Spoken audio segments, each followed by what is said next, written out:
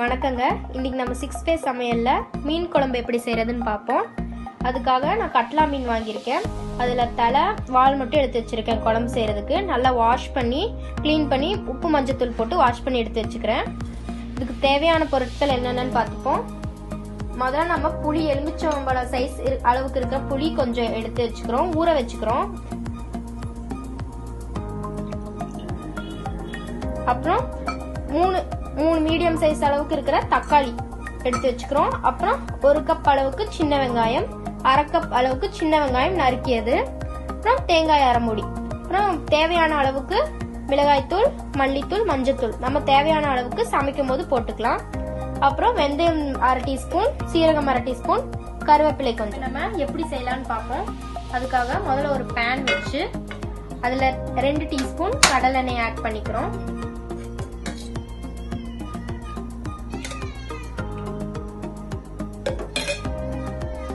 ஆன பிறகு 1/2 டீஸ்பூன் வெந்தயம், 1/2 டீஸ்பூன் சீரகம் ஆட் பண்ணிக்கிறோம். அடுத்தது கருவேப்பிலை ஆட் பண்ணிக்கலாம். அதுலயே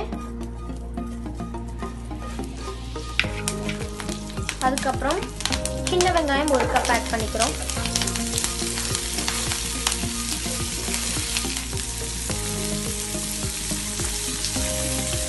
இப்ப 1 டீஸ்பூன் மிளகாய்த்தூள், காரம் அதிகமாக சாப்பிடுவீங்களா இன்னும் ஒரு 1/2 டீஸ்பூன் மிளகாய்த்தூள் சேர்த்துக்கலாம். 2 டீஸ்பூன் மல்லித்தூள் சேர்த்துக்கலாம். 1 பிஞ்ச் அளவுக்கு மஞ்சத்தூள்.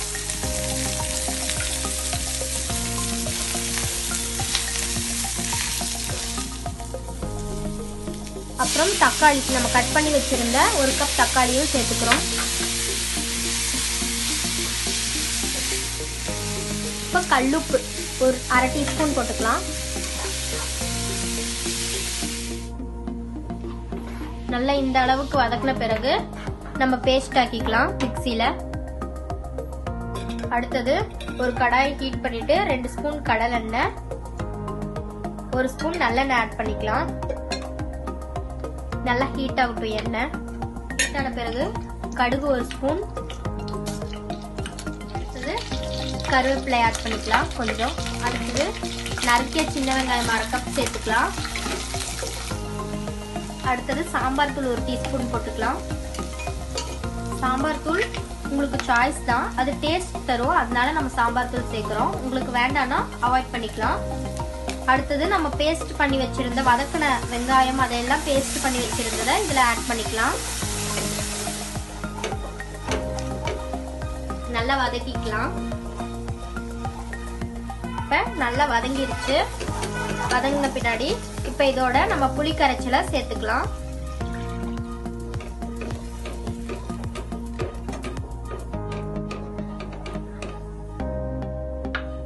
இப்ப நம்ம அரைச்ச 1/2 கப் தேங்காயை அரைச்சதை இதோட சேர்த்துக்கலாம்.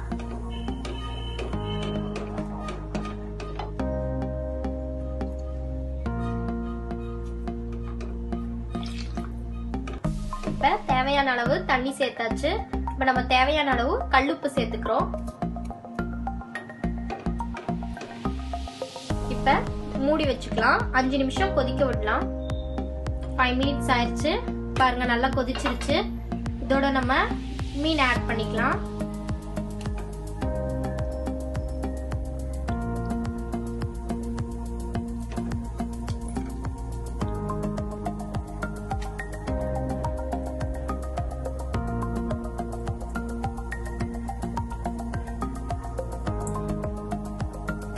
மீன் ஆட் பண்ண பிறகு இப்ப மூடி வச்சு இன்னும் 5 மினிட்ஸ் கொதிக்கணும்.